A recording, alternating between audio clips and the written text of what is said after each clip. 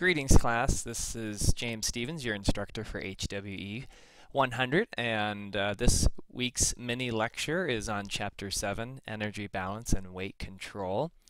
And I wanted to start off with looking at the maps that are on our course announcement page for this week.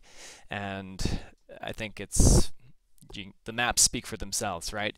Back in 1985, we had very few states that had an obesity problem, really. The states here that are in the darker blue color, only 10 to 14% of their residents qualified for diagnosis of obesity, which is based on BMI, body mass index, which we'll talk about later. And you notice when you look at the key for the map, they have all these different colors. So 0 meaning no data, light blue under 10, medium blue 10 to 14, so on and so forth, right? Well, flash forward to 2011. Probably the 2012 data will be coming out here shortly, but I haven't seen it quite just yet. And you see how dramatically the colors of the state have changed, indicating that many states have a high prevalence of obesity, again using that figure that we call BMI. Now, what's interesting is when you look at the key now, they've done away with the low or bottom three categories, right? They start at 15%. And in fact, really, there's no states that have an obesity prevalence of 15 to 20%.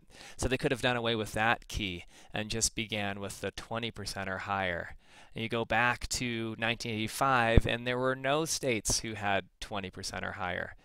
So in, 26 years' time, we've gone from no states having 20% or higher to now all states, all 50 states having at least an obesity rate of 20% or higher. And also, if you look at this key on the far right side, you see that they've included this maroon colored box for states that have a percentage of obese residents higher than 35%, yet there's no states in the US who have that obesity prevalence.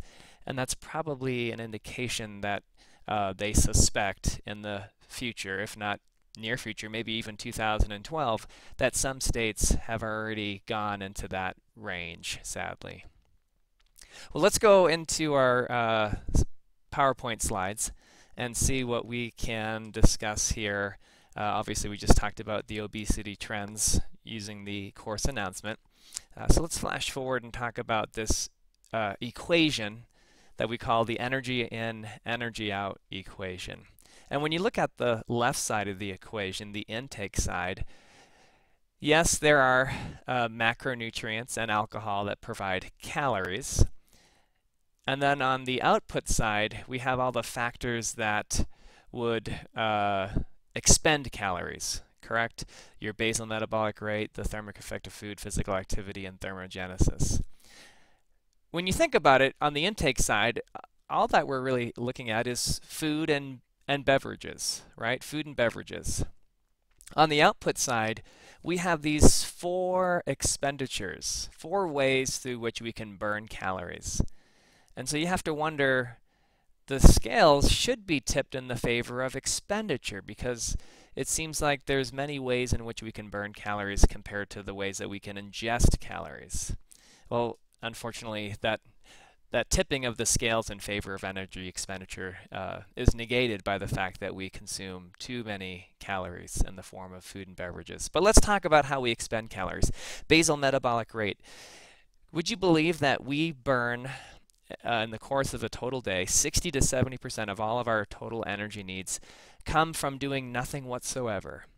If you were to just lay in bed for a 24-hour period, the bulk of your energy needs would be comprised from your basal metabolic rate, the number of calories it took just to keep your body alive, to keep your heart beating, to keep your lungs breathing, to maintain your body temperature at or around 98.6, okay, to keep all of your organs functioning. So there's a tremendous amount of energy expenditure right there, and it's approximately 1 calorie per minute for most people of average size. Okay, if you're bigger, you're going to burn slightly more, I'm not saying 2 or 3 calories per minute, but probably something like 1.1, 1.2. And if you're smaller, maybe zero point 0.8, 0.9. Well, all that to say, we can figure out how many minutes there are in a day, right? There's 60 minutes in an hour, 24 hours in a day. You do the quick math on that, and that's 1,440 calories. So all of us, when we start our day, we're going to expend about 1,400 calories just to stay alive, okay? Not counting anything else. 1,400 calories. Now, there are factors that influence your basal metabolic rate. Basically, the number one being your size, how much space you take up, followed by how much muscle mass you have. People who are more muscular, regardless of how much space they take up, are going to have a higher basal metabolic rate. Those individuals tend to be, I know it's stereotype, but males tend to have more lean body mass than females. I suppose if you were always running a fever, you wouldn't feel great, but your metabolic rate would be ramped up by a few additional calories. Thyroid hormone function is a big influence on your basal metabolic rate. There's a large number of people, relatively large number of people who have underactive thyroids. Your age, as we get older, we lose lean body mass. Our organs no longer function as efficiently as they once did. And so we experience a drop in basal metabolic rate for those reasons. Pregnancy, and we could also add here the menstrual cycle increases metabolic rate. Some research shows by about 100 calories per day. The interesting thing about that, or side note, is that many women find that, yes, while their basal metabolic rate is ramped up by 100 calories, so is their appetite, and hence they negate that increase by consuming additional calories. Well, physical activity is a great way to increase your total daily energy expenditure. Obviously, the more activity you do, the more energy and calories you expend. The higher the intensity of the activity, then the more calories burnt per minute. So if you're just walking at a moderate pace, maybe 3 miles per hour, you're going to burn between 3 and 5 calories per minute. Okay, if you start jogging, up to maybe 7 or 8 calories per minute. If you start running, then you're going to probably exceed 10 calories per minute. But many people find it difficult to run for extended periods of time. And so walking is a great way to increase your energy expenditure, your caloric expenditure, and it's something that we can all, most of us can all do comfortably for a half an hour to an hour. Thermic effect of food. Think of this as a sales tax. That being that when you go to the store and you buy a product, you pay a sales tax. Here in Colorado, depending on your city, it's going to be between probably 6 and maybe as high as 9%. The thermic effect of food is the same idea. When you consume, say, 100 calories, it's going to cost your body somewhere between 5 and 10% of those calories you just consumed. So 5 or 10 calories to process that. Protein places the greatest cost, metabolic cost, followed by carbohydrate, and then the lowest by fat. So if you ate a diet that was very high in fat, metabolically speaking, your body would not expend a lot of calories to process it.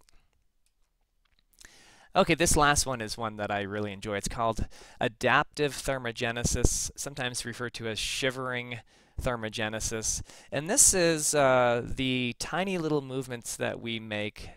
Some people make more than others that actually burn calories, but yet you wouldn't call it exercise, right?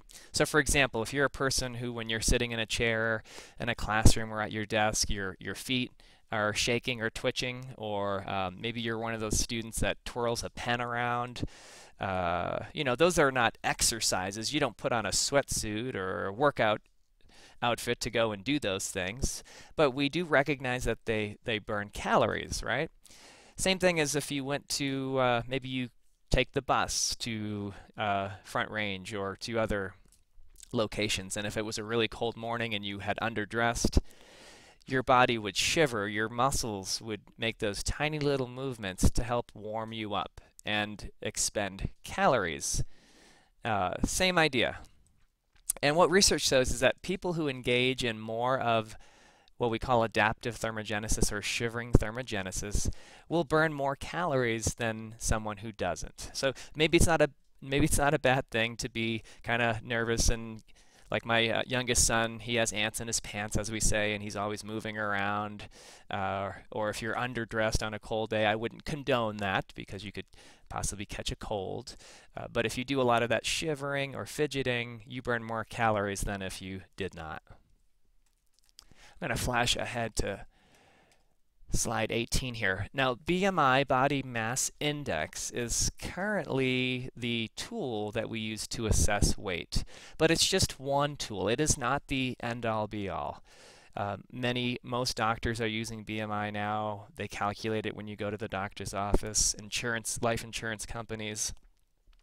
But I want to caution you from placing too much emphasis or overemphasizing BMI because it's really just one, as we'll see, way to assess weight.